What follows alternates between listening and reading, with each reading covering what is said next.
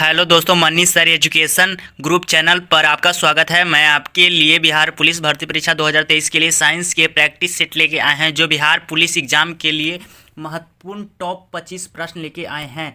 तो ज़्यादा देर न करते हुए पहले नंबर सवाल के ऊपर पहुंचते हैं कि पहला नंबर सवाल क्या कह रहा है। तो पहला नंबर सवाल को देखते हैं कि निम्नलिखित में कौन सा तत्व बेकिंग सोडा का घटक नहीं है। तो बेकिंग सोडा का घटक नहीं है, तो यहाँ पे हम देखते हैं कि बेकिंग सोडा का घटक नहीं है।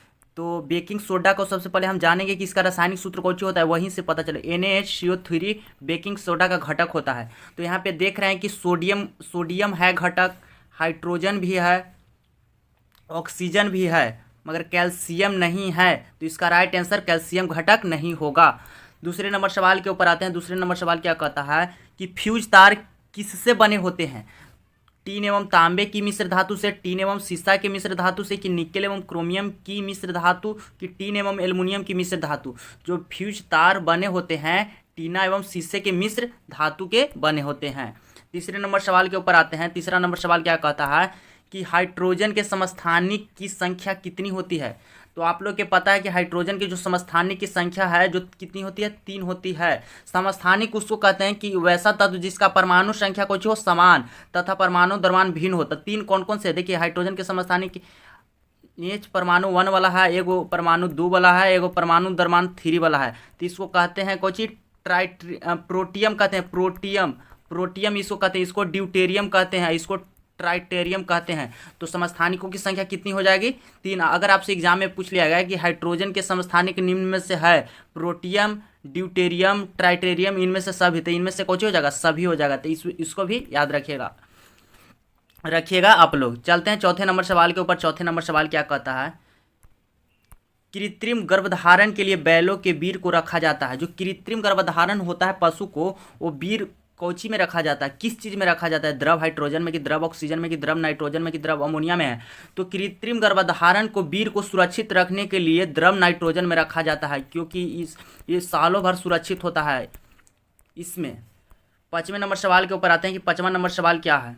5वां नंबर सवाल के ऊपर आते हैं कि ट्रांजिस्टर बनाने के लिए सर्वाधिक प्रयुक्त पदार्थ चांदी होता है, कि तांबे होता है, कि सिलिकॉन होता है, कि एल्युमिनियम होता है। तो ट्रांजिस्टर बनाने के लिए सर्वाधिक प्रयुक्त पदार्थ कौन सी होता है, सिलिकॉन होते हैं। सिलिकॉन से ट्रांजिस्टर बनाया जाता है। 6ठे नंबर सवाल के ऊपर आते हैं कि आलू के चिप्स प्लास्टिक के थैलों में संकुचित किया जाता है। संकुचित माने उसमें भरा जाता है। जो पॉकेट वाला सामान हम लोग खाते हैं, चिप्स वगैरह हो गया, कुरकुरे तुरकुरे, वो उसमें कौन सा गैस रहता है, नाइट्रोजन की, हाइड्रोजन की, आयोडीन की, ऑक्सीजन। तो हम लोग जो चिप्स का पैकेट खाते हैं उसमें नाइट्रोजन, वातावरण कहने का मतलब नाइट्रोजन गैस भरा होता है। 7वें नंबर सवाल के ऊपर आते हैं कि 7वां नंबर सवाल क्या कहता है, निम्न में कौन सा हरित गृह गैस है, सल्फर डाइऑक्साइड, कार्बन डाइऑक्साइड, की मीथेन।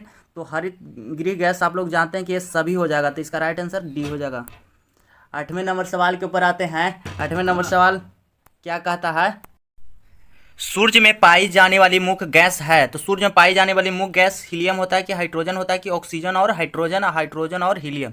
तो देखिए सूर्य में पाए जाने वाले मुख्य गैस हाइड्रोजन और कौन होते हैं, हीलियम होते हैं। हाइड्रोजन एवं हीलियम होते हैं। एक मिनट रुक जाइए। हाइड्रोजन एवं कुछ होते हैं, हीलियम होते हैं। कितना हाइड्रोजन का परसेंट कितना होता है, 71% होता है। ये लगभग 24% के लगभग हीलियम होता है। तो इसका मुख्य घटक कौन कौन से होते हैं, हाइड्रोजन और हीलियम। 9वें नंबर सवाल के ऊपर चलते हैं। 9वें नंबर सवाल क्या कहता है कि डेंड्रोलॉजी का संबंध किसके अध्ययन से है। तो डेंड्रोलॉजी का संबंध किसके अध्ययन से है। तो देखिए डेंड्रोलॉजी का संबंध है जो झाड़ियों के अध्ययन को डेंड्रोलॉजी कहते हैं। झाड़ियों के अध्ययन को डेंड्रोलॉजी कहते हैं। यहाँ पर हम देख लेते हैं कि पौधों के अध्ययन को कौन कहते हैं, चाहे पादप विज्ञान कहा जाता है, पादप विज्ञान कहते हैं, या वनस्पति विज्ञान कहते हैं, पादप विज्ञान या वनस्पति विज्ञान। पुष्प के अध्ययन को कौन कहते हैं, फ्लोरिकल्चर कहते हैं, फ्लोरिकल्चर कहते हैं। वृक्ष एवं पौधे एक ही हुआ। 10वें नंबर सवाल के ऊपर आते हैं। 10वें नंबर सवाल क्या कहता है कि निम्न में से किसमें आयोडीन होता है। तो देखिए निम्नलिखित हार्मोन में से किसमें आयोडीन होता है। तो आप लोग जानते हैं कि जो थाइरोक्सिन हार्मोन है उसमें आयोडीन होता है, थाइरोक्सिन हार्मोन। तो इसका राइट आंसर कुछ हो जाएगा, बी हो जाएगा। 11वें नंबर सवाल के ऊपर आते हैं। 11वें नंबर सवाल का क्या कहता है, देखिए मानव की त्वचा को रंग देने वाला वर्णक है। ये बेहद ही इंपॉर्टेंट है। मेलानिन, रोडोप्सिन, आइडोप्सिन की इनमें से कोई नहीं। तो मानव की त्वचा के रंग देने वाला वर्णक कुछ मेलानिन है।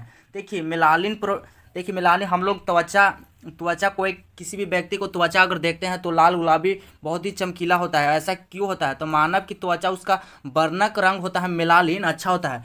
देखिए मेलानिन प्रोडक्शन को बूस्ट करने के लिए अपने भोजन में आयरन और कॉपर की मात्रा ले, जिससे मेलानिन वर्णक है जो बेहतर प्रोडक्शन हमारे बॉडी में कर सके, जिससे चेहरे की चमक बरकरार रख सके। तो चलिए 12वें नंबर सवाल के ऊपर आते हैं। 12वां नंबर सवाल क्या कहता है? 12वें नंबर सवाल क्या आते हैं कि सूरज के प्रकाश के संपर्क में आने से निम्नलिखित में किस विटामिन का संश्लेषण होता है? तो विटामिन डी का होता है। अगर आपसे एक थोड़ा सा एक्सप्लेन कर देते हैं कि विटामिन डी कैसे होता है। देखिए जब हमारी जो सूरज की रोशनी जब हमारी त्वचा पर पड़ती है तो उससे निकलने वाली अल्ट्रावायलेट वी किरणें त्वचा की कोशिकाओं में प्रवेश कर जाता है और कोलेस्ट्रॉल पदार्थ से, जो हमारे रक्त में कोलेस्ट्रॉल रहता है, उससे पदार्थ को टकराती है, जिससे संश्लेषण की प्रक्रिया होती है और हमारे बॉडी में विटामिन डी बनता है। तो आप लोग पता है कि कैसे विटामिन डी बनता है? जब सूर्य की रोशनी हमारी त्वचा पर पड़ती है और सूर्य से निकलने वाली अल्ट्रावायलेट किरणें कोशिकाओं में जाकर कोलेस्ट्रॉल पदार्थ से टकराती है, जिससे संश्लेषण की प्रक्रिया होती है और हमारे बॉडी में विटामिन डी बनता है। चलिए 13वें नंबर सवाल के ऊपर आते हैं। निम्न में कौन सा रोग दूषित जल पीने से होता है? देखिए दूषित जल पीने से हैजा रोग होता है।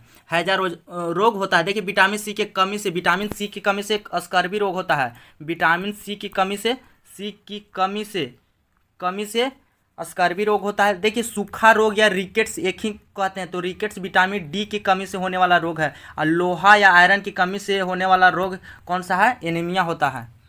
चलिए 14वें नंबर सवाल के ऊपर आते हैं। निम्न में किसकी कमी से रिकेट्स होता है? तो विटामिन सी, विटामिन के, विटामिन डी, विटामिन ए।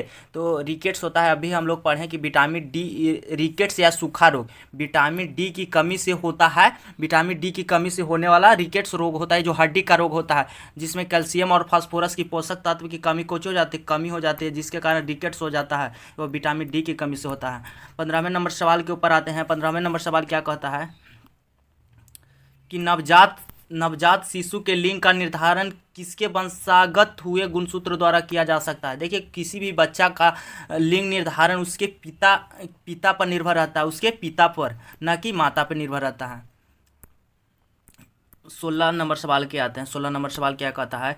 ऊर्जा के किस रूप में प्रदूषण की समस्या नहीं होती है? देखिए ऊर्जा के किस रूप में प्रदूषण की समस्या नहीं होती है? देखिए कोयला से कोई भी ऊर्जा हम लेते हैं तो उसमें प्रदूषण की समस्या होती है। परमाणु से भी होती है, पेट्रोल से होती है, मगर सूर्य यानी सौर के प्रकाश से इसमें प्रदूषण की समस्या नहीं होती है।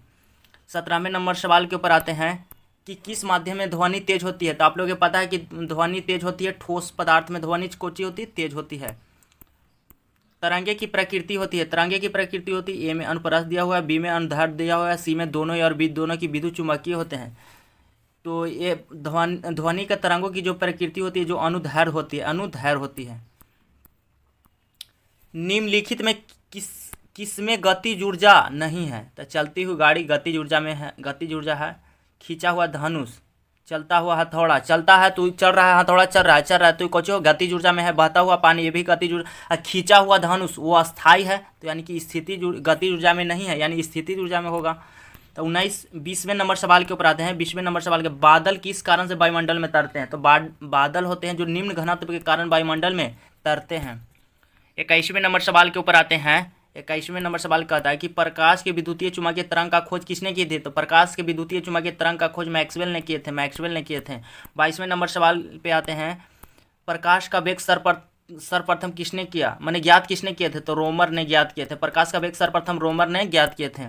23वें नंबर सवाल के ऊपर आते हैं कि तड़ित चालक बनाए जाते हैं एल्युमिनियम से कि इस्पात से कि तांबे से कि लोहा से? तो तड़ित चालक बनाए जाते हैं कुछ तांबे से बनाए जाते हैं। 24 नंबर सवाल के ऊपर आते हैं। 24वें नंबर सवाल कहता है कि पृथ्वी का पलायन वेग है 7.0 किलोमीटर पर सेकेंड की 11.2 किलोमीटर पर सेकेंड की 15 किलोमीटर पर सेकेंड की 21.1 किलोमीटर पर सेकेंड। जो पृथ्वी का पलायन वेग होता है 11.2 किलोमीटर होता है, 11 किलोमीटर प्रति सेकेंड होता है। 25वें नंबर सवाल के ऊपर आते हैं कि विद्युत हीटर में जिस तत्व का व्यवहार किया जाता है वो कौची नाइक्रोम तार का व्यवहार किया जाता है। जिस तत्व का व्यवहार किया जाता है नाइक्रोम का व्यवहार किया जाता है। अगर बल्ब का फिलामेंट में किस तत्व का व्यवहार किया जाता हो तो टंगस्टन का किया जाता है। तो ये सारे प्रश्न बिहार पुलिस भर्ती परीक्षा 2023 के लिए इम्पोर्टेंट थे। तो आप लोग ये वीडियो सारे प्रश्न को अच्छे से ध्यान से पढ़िए। बिहार पुलिस में ऐसे ही प्रश्न पूछे जाते हैं क्योंकि पैटर्न चेंज होने के बाद क्लास 10th और 9th से पूछे जाते हैं पैटर्न पे, तो ऐसे ही क्वेश्चन मिलते हैं। पहले बिहार पुलिस में 2021 से पहले या 2021 तक जो पैटर्न था वो 12th यानी इंटर लेवल था। अब जो पैटर्न पूछता है वो 9th 10th से पूछता है। तो ये प्रश्न सोचिएगा कि हल्का है, हल्का नहीं है। इसी पैटर्न पर बिहार पुलिस में पूछा जाता है। आपके लिए लास्ट प्रश्न है, इसका उत्तर आप कमेंट बॉक्स में जरूर दीजिएगा कि विद्युत का सबसे अच्छा चालक निम्न से कौन सा है, तांबा, चांदी, सोना, जस्ता। तो आप लोग इसका आंसर कमेंट बॉक्स में जरूर दीजिएगा। अगर आप PDF लेना चाहते हो तो मेरे दिए गए व्हाट्सएप नंबर पे मैसेज कर PDF प्राप्त कर सकते हैं। तो चलते हैं, मिलते हैं नेक्स्ट वीडियो में। चलिए, धन्यवाद।